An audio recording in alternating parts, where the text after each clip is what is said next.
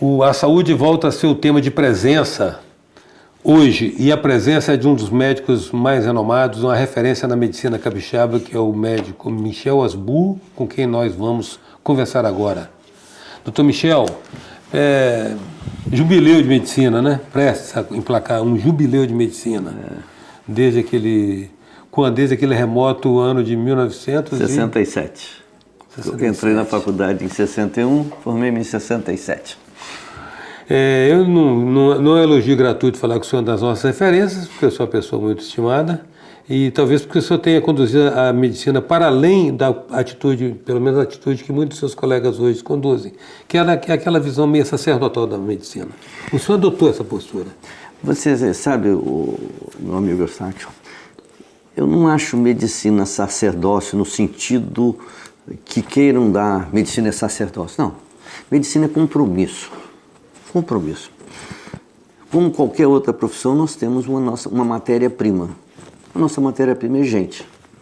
Então, quando a gente exerce a medicina, a nossa matéria-prima é gente. E gente como a gente, né? É nosso semelhante, é nosso irmão, é nosso pai, é nossa mãe, é um familiar, é o familiar do outro. Então, a gente tem que ter, com essa matéria-prima, uma dedicação plena. Medicina sempre foi para mim vocação. E eu aprendi na época de faculdade que dizia: medicina é uma paixão sem remédio. Essa é um pouco piegas. Mas ouvi do Dr. Adib Jatene, que talvez seja, em termos de expressão médica no Brasil atual, tenha sido a maior expressão médica, que ele diz: para ser médico tem que ser especialista em gente. Gostar de gente. Gostar de gente, entendeu? Então, essas coisas é que me levam ainda a fazer medicina, porque eu gosto. Medicina para mim é vocação. Mas, doutor Michel, abstrair do caráter religioso que se dá a palavra sacerdotal, acaba encaixando, né? Se tirar o caráter religioso, e também eu acho que tão abnegado que a pessoa não possa viver disso, que a pessoa é um ofício, isso é um ofício. Né? É um ofício para o qual a pessoa tem que estar vocacionada. Tem que haver compromisso, entendeu? O mais importante é o compromisso.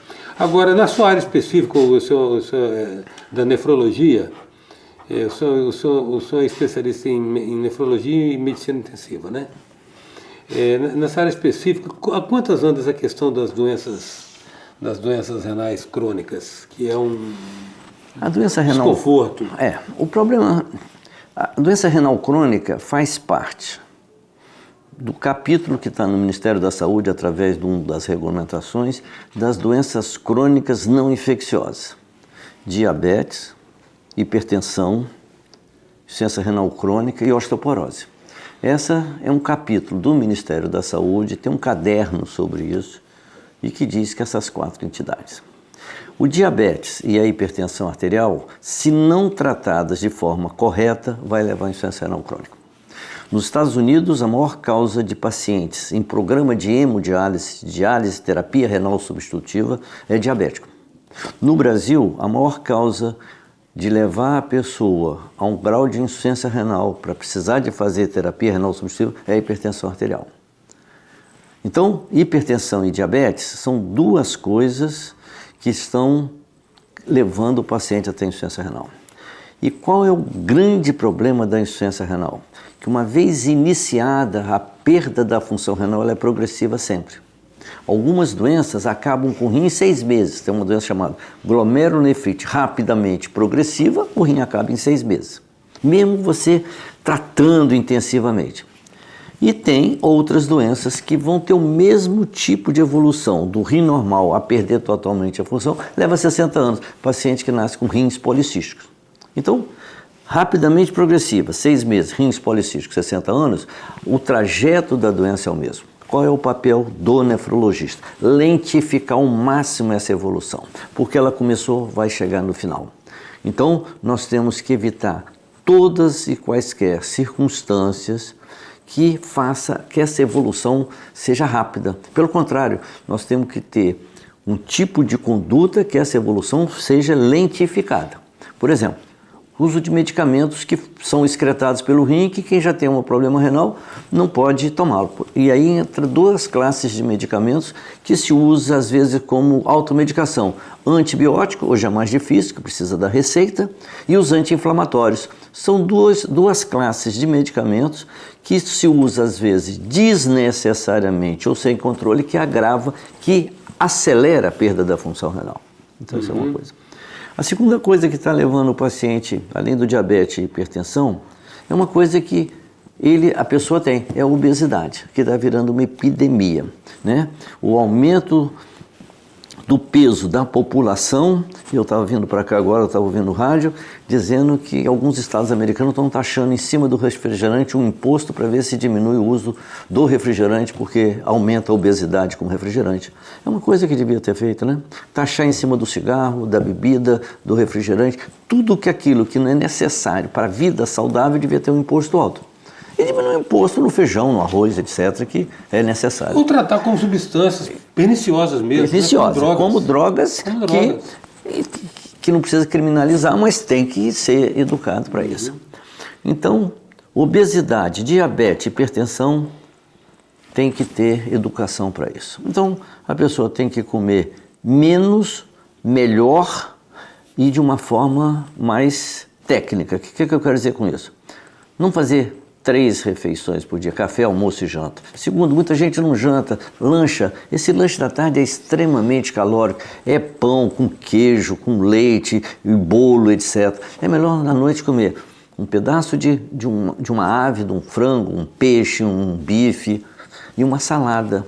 Vai se nutrir de uma forma muito melhor e que não vai ser tão calórico como aquele lanche da noite, que é pão com manteiga, com queijo, é bolo, café com leite, etc.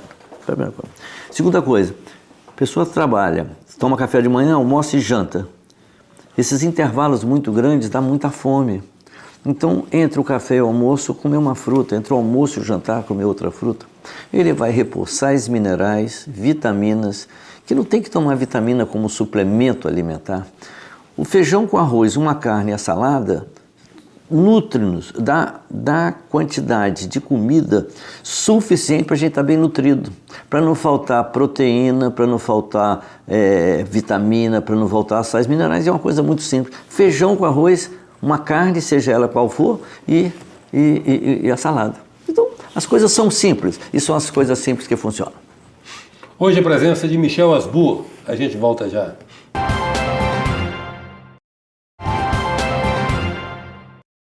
Voltamos com presença que traz hoje a presença do Dr. Michel Asbur. Dr. Michel, você estava falando no bloco anterior a respeito dos vetores da doença renal crônica provocada por doenças que as antecedem, obesidade, a hipertensão arterial, diabetes. Agora, depois de instalado, o nome já diz, crônica, já era, irreversível. Irreversível. Vai se conviver com isso no processo? Raríssimas as doenças que se instalam no rim, que levam a diminuição de função de mais de 60%, está em torno de 60%, e aí a pessoa é considerada renal crônica, que regride à normalidade. Tem algumas formas de doenças renais agudas. A pessoa está muito bem, tem um traumatismo, vai parar no pronto-socorro, infecta, o rim para de funcionar por fim, e ele vai recuperar esse rim depois, e aí ele pode recuperar quase que a anormalidade. Mas isso foi um acidente agudo. As doenças crônicas dão doença crônica no rim. Vamos insistir, hipertensão, diabetes, obesidade, são doenças que... E às vezes a gente não trata a hipertensão, ou a adesão, ou a aderência ao tratamento fica limitado. Por quê? A doença de hipertensão arterial é uma doença praticamente assintomática. Às vezes queixa de uma dor de cabeça, ou quando dá uma sintomatologia, aquela coisa catastrófica, faz uma hemorragia cerebral, faz um acidente vascular, infarta, rompe um aneurisma que era silencioso. Então, a pessoa tem que estar tomando a sua medicação de uma forma correta. Essa forma correta impõe disciplina. A primeira coisa para tratar a hipertensão arterial é diminuir o sal da comida, né? Porque o sal, ele enrijece, ele torna dura a parede das artérias. Então, aquela mobilidade, a flexibilidade que a artéria tem de dilatar e contrair para fluir o sangue, que é é uma coisa hemodinâmica, deixa de acontecer porque a parede está dura. Então, o coração vai ter que bombear com mais força para poder vencer essa resistência. Porque a pressão arterial é o débito cardíaco, a contração do coração vezes essa resistência periférica. Isso significa a pressão que vai nutrir os tecidos. Quando a parede dos vasos estão duras, essas paredes duras faz com que o coração tenha que bater com mais força para jogar sangue na extremidade do organismo, para ir na microcirculação ser oxigenado, para ver as trocas, para ver a alimentação dos tecidos. O bombeamento tem que ser mais forte. Tem que ser mais forte. E aí o coração não aguenta e sofre. Doutor Michel, e estatisticamente como é que nós estamos em termos internacionais? Nós estamos com 100 mil, o senhor falou na conversa preliminar, 100 mil os pacientes que perdem a função renal e que precisam da chamada terapia renal substitutiva, que é por hemodiálise, que é uma máquina, ou pela barriga, diálise peritoneal, nós temos 100 mil pessoas no Brasil fazendo isso. O Espírito Santo eu não tenho ideia, mas deve ter perto de 2 mil. Só com o senhor tem quantos pacientes? Eu tenho em torno de 500 pacientes fazendo diálise. Tem um serviço no Hospital da Associação dos Funcionários Públicos, na Cidade Alta, tem um serviço de nefrologia no Vitória Parte Hospital, na Serra, e tem um serviço de nefrologia em Linhares, onde temos 200 pacientes. O que significa 200 pacientes em diálise? Eram 200 pacientes que teriam que estar nas estradas para vir para Vitória ou Colatina para fazer hemodiálise. Nós tiramos as pessoas. E para você ver, Eustáquio, como é que as coisas... Quando o senhor começou a empreender esse trabalho em Linhares, eu acompanhei. Aí que eu ressalto o caráter sem pejorativo sacerdotal do trabalho. A gente tem aquela coisa de assumir o compromisso, né? Aquilo foi um desafio que o secretário de Saúde, na época, João Felício Escada, fez para a gente montar o serviço lá. Que ele não queria mais doente transitando nas BR 3 vezes por semana. Tinha tido um acidente, tinham falecido as pessoas que vêm naquelas vans. A pessoa, quando vinha fazer a diálise em Vitória, ele acordava às 5 horas da manhã, para chegar para dialisar de 10 às 14, são 4 horas, voltava, chegava em casa para dormir às 11 horas da noite, 3 vezes por semana, todas as semanas. Um dia desse, no domingo de Páscoa, eu fui surpreendido com uma coisa extremamente agradável, entendeu? Daquilo que motiva a gente. Era umas 8h30 da manhã, por aí, toco o meu telefone, eu atendo e a pessoa falou: doutor Michel, é o Lauro que está falando. Lauro? É, Lauro. Seu cliente. Vai, Lauro. Eu não me lembrava que era. É que eu fui à missa agora e o padre falou que hoje, domingo de Páscoa, que a gente chegasse em casa, ligasse para um amigo. Né? Eu estou ligando para o senhor porque nós estamos juntos há 20 anos. Há 20 anos ele faz diálise. Durante 12 anos ele vinha à associação fazer diálise, de Linhares Associação, e agora ele faz a 15 minutos da casa dele a pé, que ele mora em Linhares. Eu achei isso formidável. Doutor Michel, todo o conhecimento científico, inclusive o mais contemporâneo, parece que não revoga um velho dito da sabedoria popular, principalmente do interior: o peixe morre pela boca. Isso, pode. Ou seja, a dieta... é fundamental. O que a gente tem feito em termos de dieta? Primeiro, diminuir o sal da comida. Tem que diminuir. O brasileiro come em torno de 12 gramas de sal por dia. A Organização Mundial de Saúde preconiza 5 gramas. E a gente anda nessa campanha, instruindo sempre por aqueles mecanismos que eu expliquei aqui para você. A segunda coisa, os pacientes quando entram com a função renal comprometida, eles têm que ter uma dieta que dê menos trabalho. O produto final da dieta, da digestão, o produto final é eliminado pelo rim, sob a forma de compostos químicos, a ureia, creatinina, ácido úrico, né? Que são coisas conhecidas de todos.